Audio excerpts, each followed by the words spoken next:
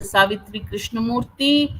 Let me know if you can see me and hear me clearly, and we shall start the session.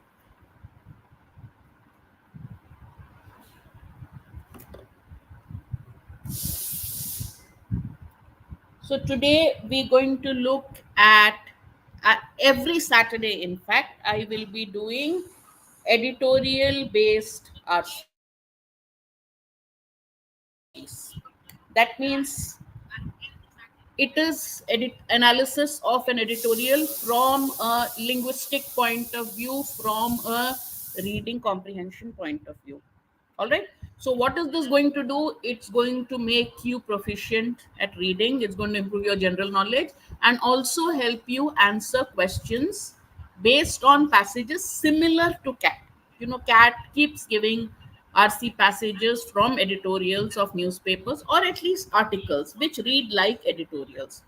The other good thing about editorials is that the language that is used is a little more difficult. The analysis of a news event or of anything that is there that is worth discussing is done. So you get an argument based passage which is exactly similar to what we get in cat.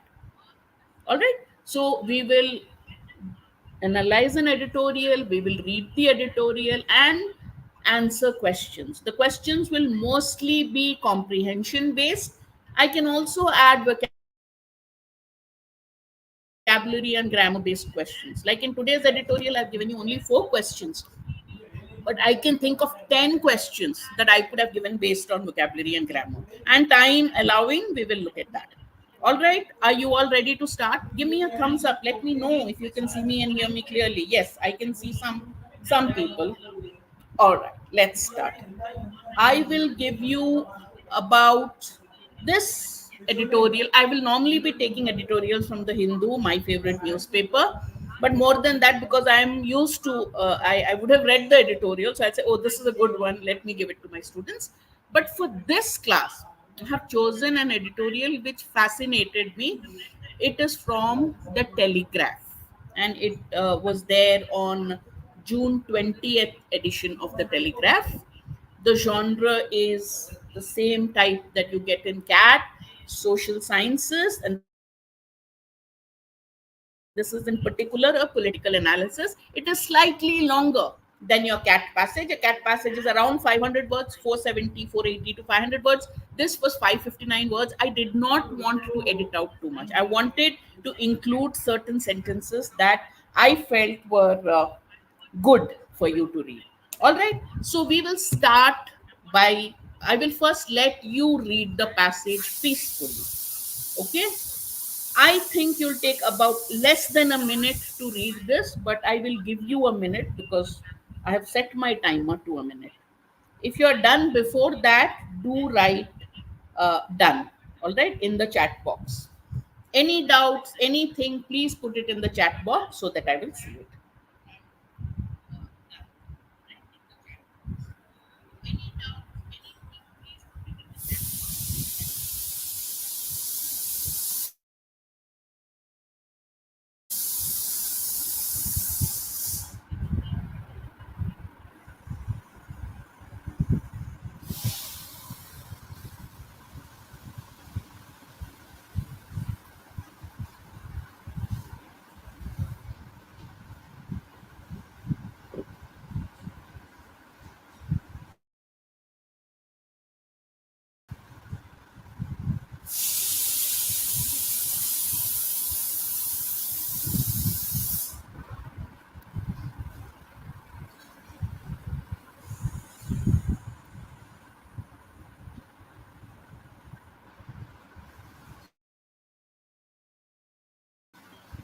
All right. Shall I move to the next slide? By the way, please subscribe to our channel. Otherwise, I cannot see your chat. You cannot ask any questions or doubts unless you subscribe to the channel. And of course, at the end of the session, if you like it, do press the like button. All right. But very important that you subscribe to the channel so that I can see your chats. You can ask any question. Only subscribers can ask questions. All right, 1 minute for the next slide. Quickly read it.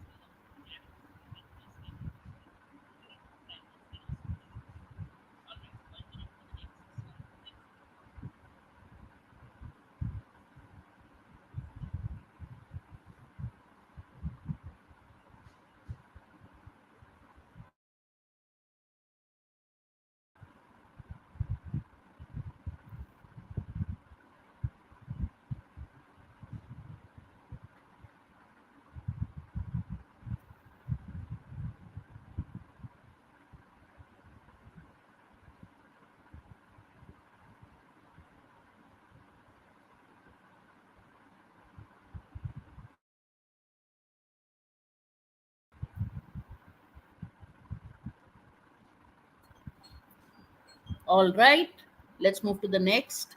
Quickly, let's read it again in maybe 45 seconds this time because there's not much written here. Then I'll summarize the passage for you. Okay.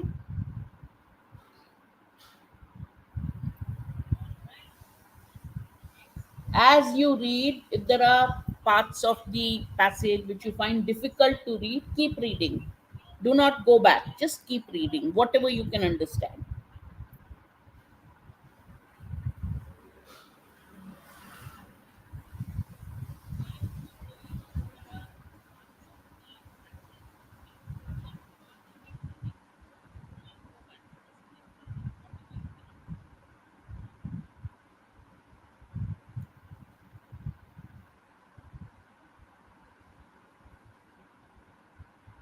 All right. Last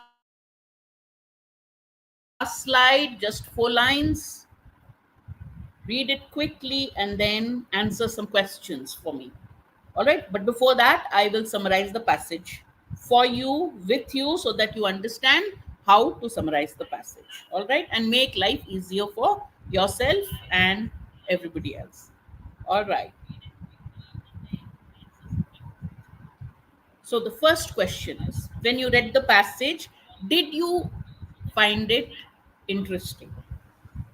Very nice take on the recent elections. It's not the people, not the BJP, not the Congress. The Constitution won the elections. And then the author has said how and why. Correct? That is, of course, the first thing that you understand from the passage. So, what does the author say? Let's quickly read. The Constitution won in the recent elections in two distinct ways. Distinct means clear. It became a topic of everyday conversation in a way that it has rarely been in independent India. The Constitution rarely been a topic of conversation in India. But this time, the Constitution became a topic of conversation. The Constitution of India is the longest one, written in dense legalese. You know what legalese means? Legal language. Because mostly lawyers were the people who drafted the constitution, among them B.R. Ambedkar, of course, the greatest of them all. So legalese means legal language and dense language used by lawyers, which normal people won't understand. Yeah, so you look at it, you read it and say, can you explain this to me in English, as in normal English? That's how the Constitution has been written. Therefore, it has always remained a somewhat abstract thing, something that is not within our grasp. Engagement with its concepts. So, if you're talking of the concepts that are enshrined in the Constitution, liberty, equality, fraternity, this was left to the courts. And special measures like backward classes, temple entry for all. This was the stuff for political rhetoric. It was the language, the concepts used by political parties during elections to persuade voters. What is political rhetoric? Language, persuasive language used in politics.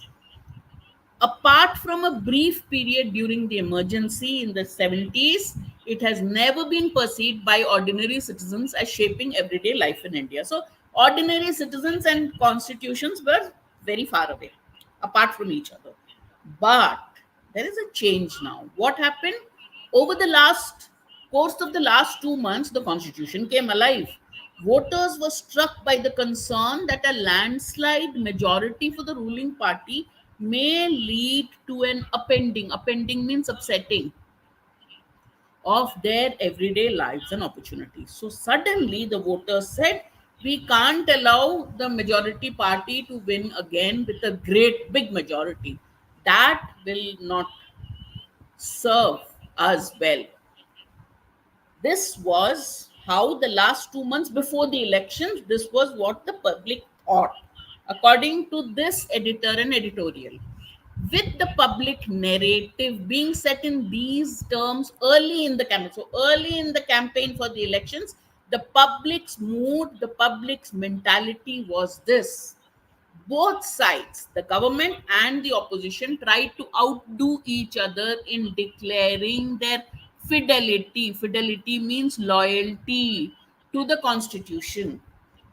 And generally, if you the author says this was not in the form of a constitutional debate. Had it been in the form of a constitutional debate on important issues, that is different, but this was not in the form of a constitutional debate about the merits of a caste based system versus economic criteria. So let's say I say there should be economic criteria based reservation, and somebody else says no, it should be a caste based reservation. Then you can have a constitutional debate interpreting the provisions of the constitution and saying which one would be right. But that's not what happened. Indian elections have rarely turned on such policy questions with deep ideological roots. In fact, there was another editorial which said Indian editorials are never fought on issues, on policy issues. It's normally personalities based elections. Neither did this one. It was a dog and the bone style contest to claim the constitutional handkerchief. You remember as children you played that handkerchief game? So it was like the dog and the bone. Who will get it first? Who will grab a major portion? That is what. The constitution won because its moral force was plain for all to see. And in that contest, what or which party won? The constitution won. All right, this is what the editorial editor says, and therefore I chose this because it's a very interesting take.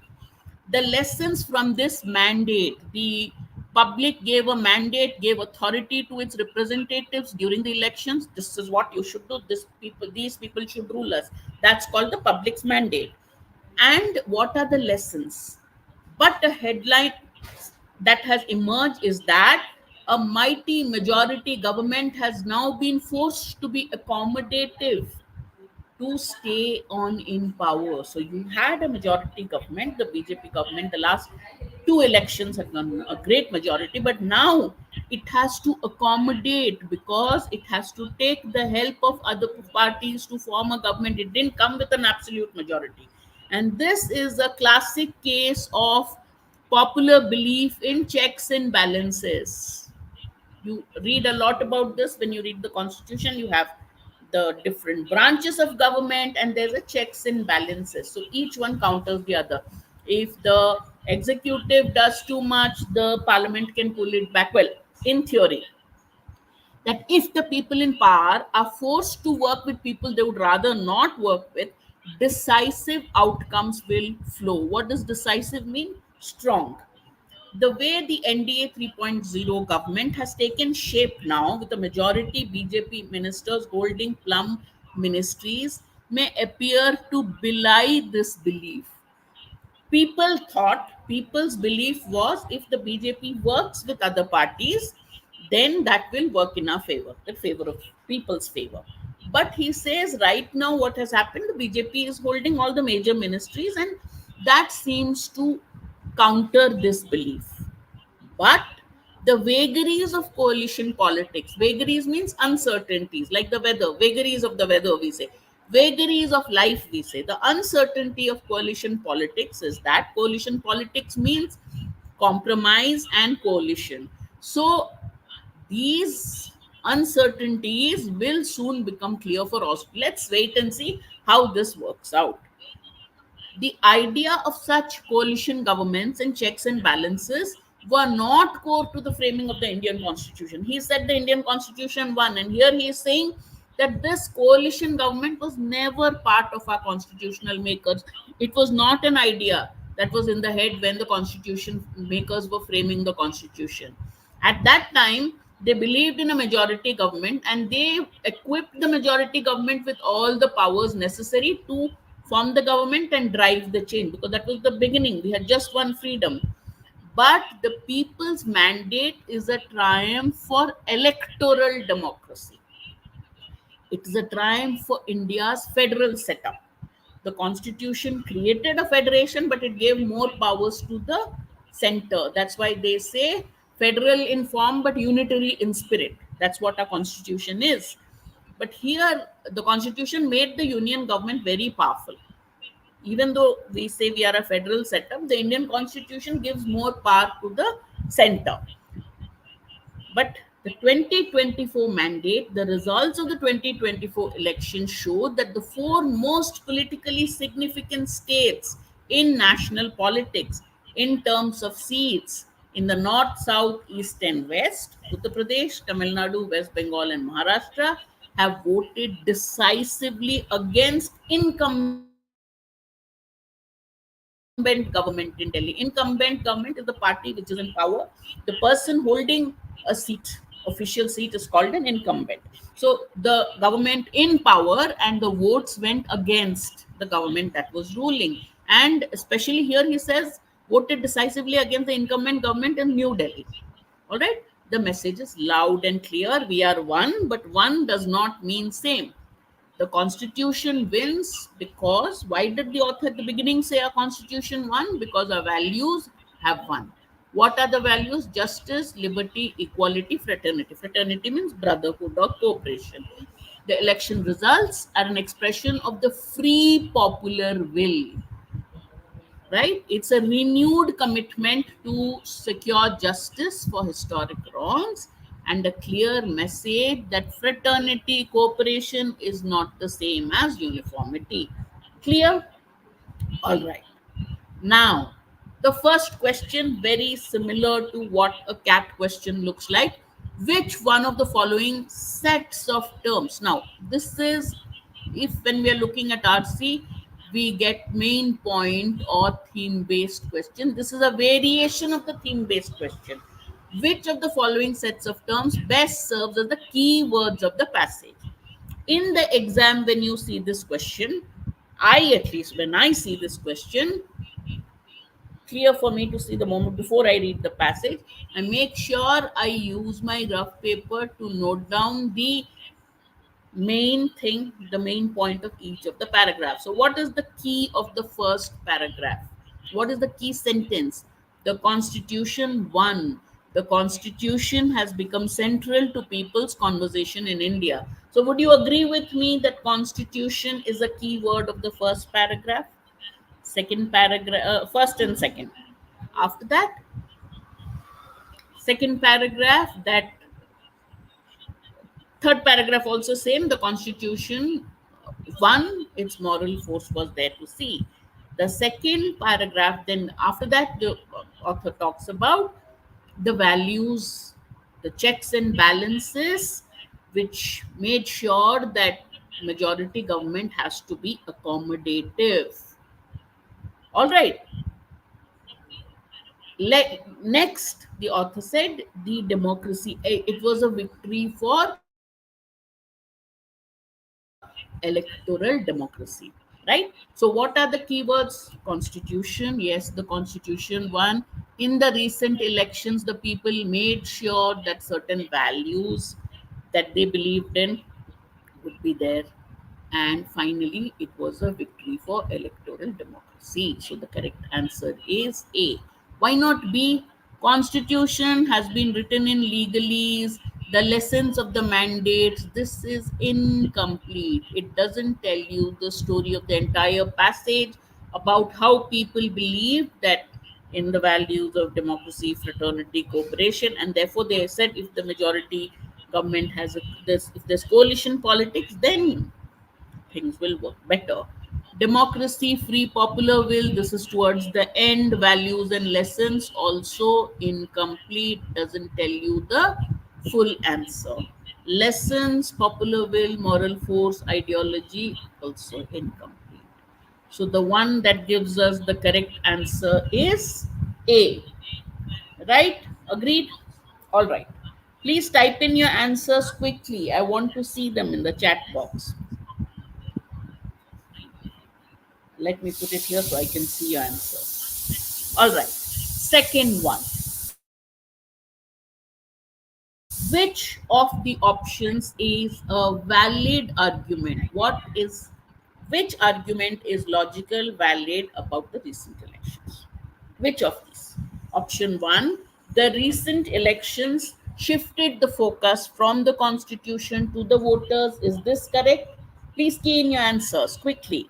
The recent elections undermined means weakened. Okay, undermine means to weaken. The recent elections undermined the values enshrined in the constitution. Is that correct? The Constitution has never been perceived by ordinary citizens as shaping the everyday life in India, or the recent elections were a victory for the Constitution as it became a central issue in the campaign. Which is the correct answer for which one of the following is a valid argument? Shifted the focus from the Constitution to the voters. Please type in your answers. All right? Doesn't matter if you're wrong. Type in your answers. What is wrong with A? It contradicts what has been said in the passage. Correct? Because the author says that there was a renewed commitment to the values of the constitution. So first one is wrong. Undermine the values, he said it was a victory for the constitution. Again, this also contradicts. The constitution has never been perceived by ordinary citizens as shaping everyday life in India, has rarely been perceived. And again, that's not a central argument.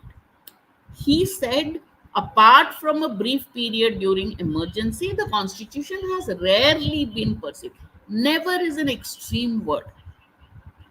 It was perceived in during emergency and it's again being perceived now. So how can you say it has never been perceived? Correct? It has rarely been perceived is what has been stated. But the author did say that it was a victory for the constitution. It became a central issue during the campaign, and people voted according to their perception of what would happen if they didn't vote in a particular way. All right. So the correct answer for second question is D. Question 3. Question 3 is an inference based question and it is based on a sentence given in the passage. So it tests your ability to understand and interpret what the author has said, to read between the lines if it's an inference. The vagaries of coalition politics, I told you vagaries means uncertainties, compromise and conciliation will soon become clear for all to see. When the author said this statement, what does he mean? What did he imply? What can you infer from this? All right. Option A, B, C, or D. Mark your answers. Let me see.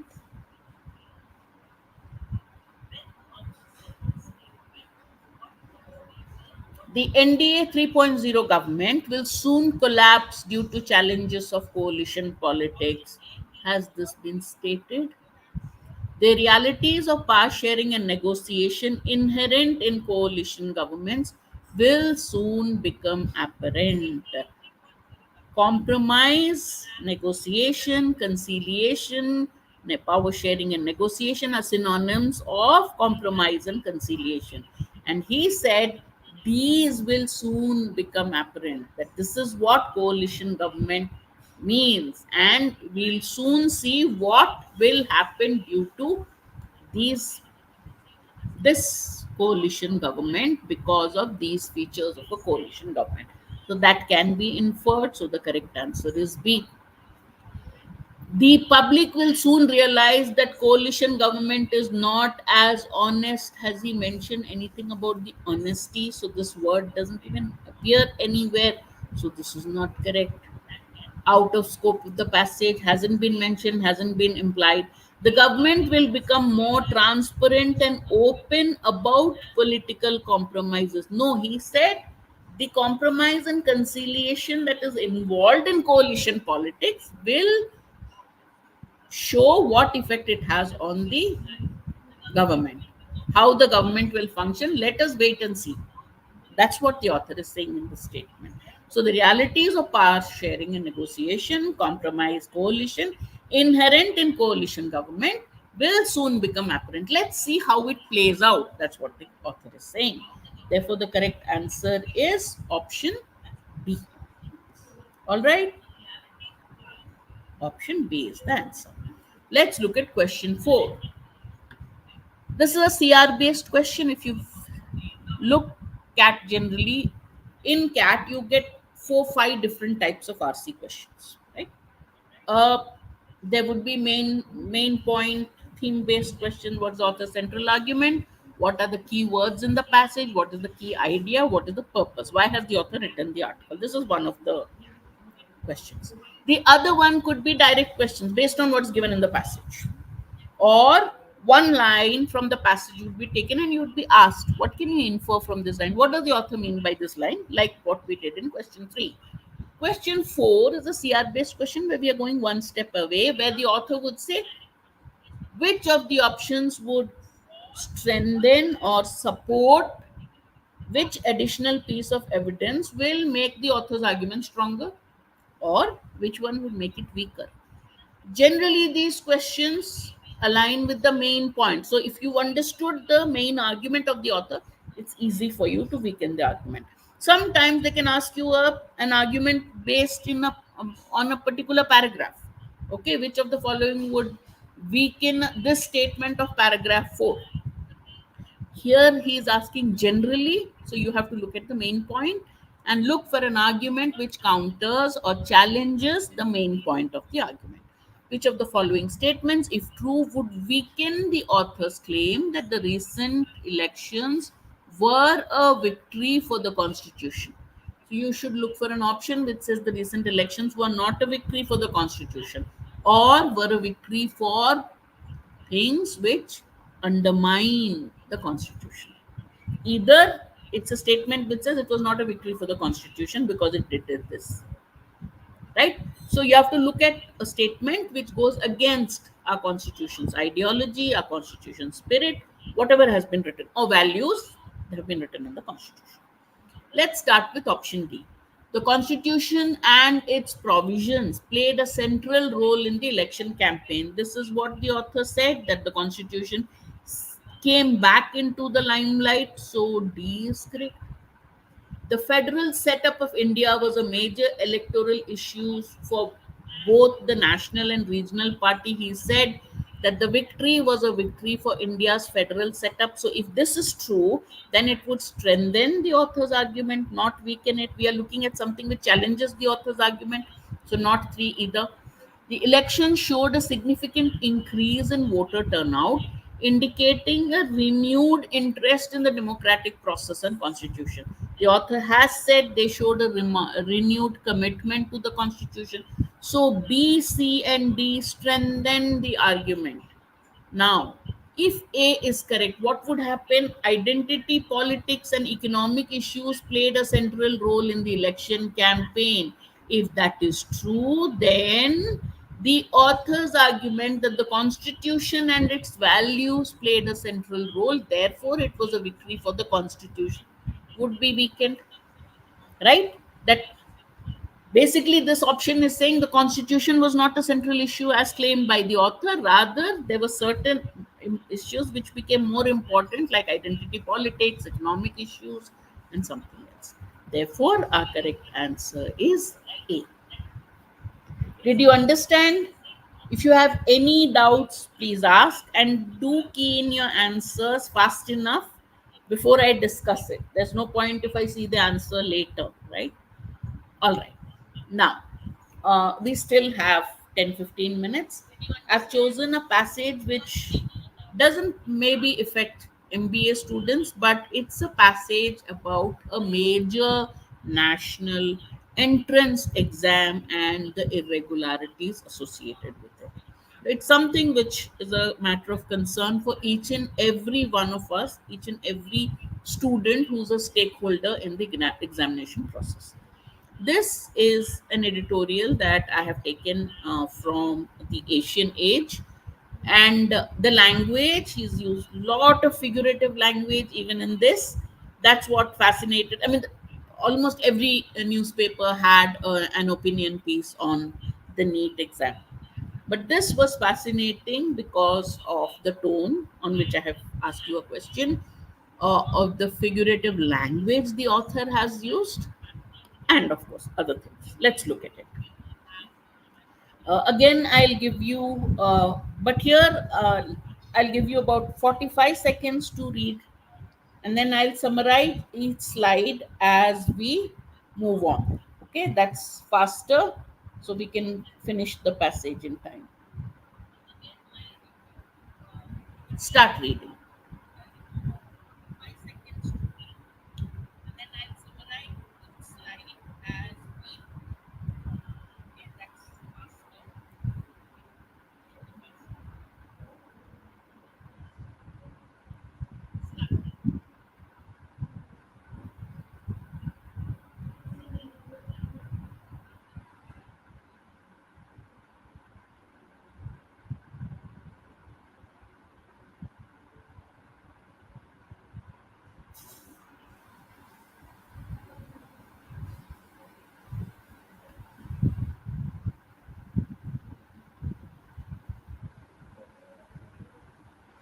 All right. So, what does the first slide, first two paragraphs of the editorial say? You've come across the term skeletons in cupboards, right? Skeletons in cupboards are unpleasant facts, unpleasant secrets. Okay. So here he says the skeletons of various state police chief teams which investigates irregularities related to the national eligibility cum entrance test or NEET for medical admissions in the country discovered in the cupboards call for a comprehensive nationwide criminal investigation into the whole affair. So all the things that various state police chiefs have found, basically, first paragraph he says we need to have a nationwide criminal investigation into the irregularities in the conduct of the NEET examination. They also force rethinking on the conduct of the examination by the NTA, which must pertain not only to the process but also to the very idea given the opposition by several states on valid grounds. So basically, from this, what can lot of questions I can ask you from this. So basically, he's saying, should the NDA conduct this exam at all? Not only the process but the idea itself, because several states have a lot of opposition to the NTA conducting a national level entrance exam for medical candidates. The next paragraph, the Bihar and Gujarat police have unearthed means uncovered, discovered, clues that point to the possibility of a fraud having been performed in the conduct of NEET this time around. These revelations add to the doubt the stakeholders, mainly students, have had about the test after the very arbitrary, very random decision of the NDA to award grace marks, which helped a few candidates make it to the top of the rank list. One is the conduct of the exam. So students came to know that some students were given grace marks, and that was just a very random decision of the NTA. No logic, no rhyme behind it. So many students had a lot of doubts about this. The whole process, especially the granting of grace marks to certain students, which helped them get a top rank, that the NDA decided to scrap the decision. One, it gave grace marks and some students got to the top of the list. After that, the NTA decided to scrap the decision based on the recommendations of an expert academic committee and ordered retesting for them. Does not wash away the suspicions about the process. Just because the NTA says, oh, that decision was wrong, let's have a retest for these candidates, Doesn't, in the doubt is there in our mind, why was that done in the first place, right? All right, again read for 45 seconds and then we will uh, summarize what has been said.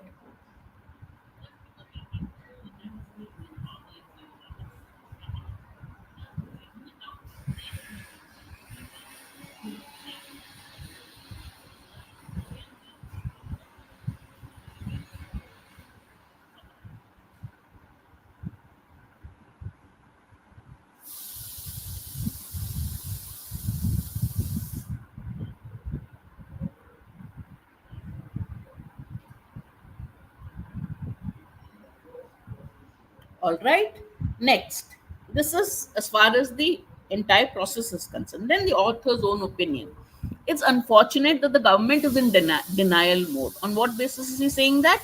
Education Minister Dharmendra Pradhan would argue that there has been no evidence of a leakage of question papers, though reports in public domain suggest to the contrary. There are reports in the public that the question paper, where did my pen go? I don't know where my, there it is. Okay. The public says there are a lot of reports in the public that the question paper was leaked, but here the education minister says no leakage of paper. In fact, the Supreme Court, the highest court of the land, had said in so many words that the sanctity, the sacredness, the purity of the examination has already been compromised. This would necessitate immediate and urgent action by the union government. One of them is the takeover of the investigation, which need not be limited to one or two states. So, take over the investigation and find out what happened, not just one or two states. Do a thorough investigation. The investigation must be conducted in such a manner that it will restore people's faith in the government run system. At present, nobody has any faith in the government run system. Several people have approached the Apex Court, Supreme Court, for a court monitored investigation. Let there be an investigation, but let it be monitored by the court. Only then we will have some confidence that something proper is happening. Whichever be the investigation, whether it's a union government or a Supreme Court monitored investigation, it should be able to unearth foul play, if any, and bring the perpetrators, the people who have committed the crime are called perpetrators, before law. So, whatever investigation you do, make sure that the guilty are brought before law. Indian institutions have been conducting nationwide competitive exams for decades without a hitch. I mean, we have so many entrance exams. IIT entrance exam for admissions to AIMS are two prime examples. We can give you CAT as another example.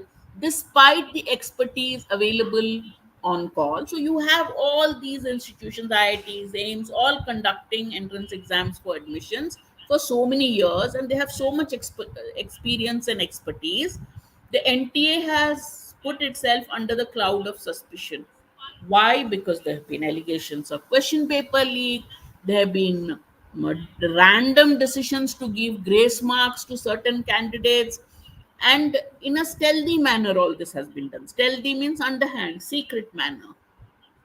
There's no transparency. So the government must put in place mechanisms so that none dare take such decisions. In the future, you should have a system, should have mechanisms in place that such things don't happen. Last, the author says, several states have raised objections to national level tests, saying that it gives undue advantage to students from privileged classes. The Tamil Nadu government, in particular, has released a report of a judicial commission which have found that rural and Tamil medium students and those from lower income and socially disadvantaged family are discriminated against in medical admissions thanks to NEET. So these are all the problems. In addition, that there are certain states which feel that their NEET examination process is discriminatory. It is important that there must be a transparent system to make medical admissions, but it cannot be at the cost of social justice. So it is time that the government take every stakeholder into confidence and it should start a process that will result in a transparent, non-discriminatory and fair process for medical admissions in the country. We want the selection of the aspirants to medical colleges to get a fair deal, right? All right. So let's quickly look at the questions. We have 5 minutes. What are the main theme of the editorial? The NEET, the irregularities in the conduct of the exam, certain random decisions, and the need for a investigation into the entire process to bring the guilty before court, and also to see that there is a proper mechanism in place, right? Some of the key points. Let's see which option does that, covers all these points. Several states have raised objections to the national level NEET test, saying it gives undue advantage to students from privileged classes. It's not several states, some states, especially Tamil Nadu. This is again not the main theme, it's one of the points. And several states is generalizing it a bit too much. The Supreme Court had said that the sanctity of the NEET examination has already been compromised. Yes, it is true that the court said it, but is this the main point? This is only one of the points mentioned. The national eligibility cum entrance test is surrounded in controversy, including allegations of question paper leaks, and the need for a comprehensive investigation covers most of the main points. The government denies any irregularity, true, but only one of the points. Therefore, the correct answer is C. All right, good. Which of the following options best describes the tone of the passage? The topic is NEET, the exam, how it was conducted, the allegations, and what should be done. So, what is the author's tone? Objective, critical, sarcastic, or persuasive? As far as giving details about what happened, the allegation, the tone is objective. But the author is critical of the main body conducting the process and gives his personal suggestions on making the system foolproof. Therefore, the correct tone is critical. All right. In an objective passage, the author would not offer personal suggestions and opinions, just give facts as they are. Which of the following can be inferred from the passage? An inference is a fact that you derive from all the facts that are given in the passage. The Supreme Court has confirmed the integrity of NEET contradicts the passage. A significant number of states are in agreement. No, many are in disagreement. So we do not know how many are in agreement, but it cannot be a significant number. In fact, more are questioning the entire process. The NTA cannot be held responsible for why it is the conducting agency. Why can't it be held responsible for the irregularities? It's the body conducting the exam, it will be. So we cannot infer this either. The conduct of NEET has come under scrutiny due to various allegations. Scrutiny, examination, close look at it. Okay, that can be inferred. Okay, everyone is talking about NEET allegations. So yes, it has come under scrutiny because of various allegations. The press is full of stories. The courts are involved. A lot of citizen bodies who are involved, and obviously the stakeholders. So D is the correct answer. Direct question, but it's an except question. All of the following are true except. That means one option is not correct. Find out which one it is. There are doubts among stakeholders about the fairness of NEET due to allegations of fraud and NTA's controversial decision to award grace marks. This is true. So it cannot be our answer. The NTA has upheld strict standards of integrity. No way. Everybody is here calling it names. So this is right. That is obviously not correct. So that is the answer we are looking at. Several states have raised objections, arguing that it favors privileged students. True. The government needs to take immediate action. True. So 8, our correct answer is option B. All right. So those were our two passages. We did the first one slowly, and the second one we had to hurry through. If you have any doubts, quickly ask them in the chat box. Quick. All right. You've been slightly slow in answering. All right. Next class, let there be a little more interaction. Subscribe to our channel so that you can ask questions, you can ask your doubts, and you can key in your answers in the chat box. All right. If you like the session, please like, share, and subscribe. Do remember to subscribe to the channel because we will be having lots of sessions which will help your preparation for CAT. It will also tell you a little bit about Career Launcher and what we intend, what we teach, and how we teach in our paid courses. We have 23rd, that is tomorrow at 11 o'clock. We have a discussion, an online panel discussion by two of the stars of CL, Aditya Shukla and Ankit Anand. Make sure you attend it.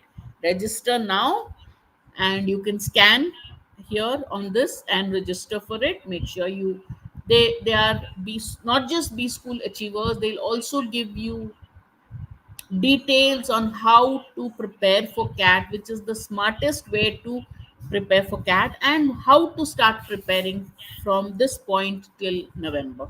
All right. And you can see that they are not just, they are experts in the field. I am Ahmedabad, I am Bangalore. They've been there, done that, they've succeeded, not just cracked CAT, got into it, and can tell you life in these two places and how they got it. All right. Join me again. We have classes every day at 1 o'clock, but I will be meeting you at 1 o'clock next Saturday again. Do like, comment, share, and if you like the lesson, and do subscribe to the Career Launcher MBA channel. I will see you again very soon. Until then, bye bye.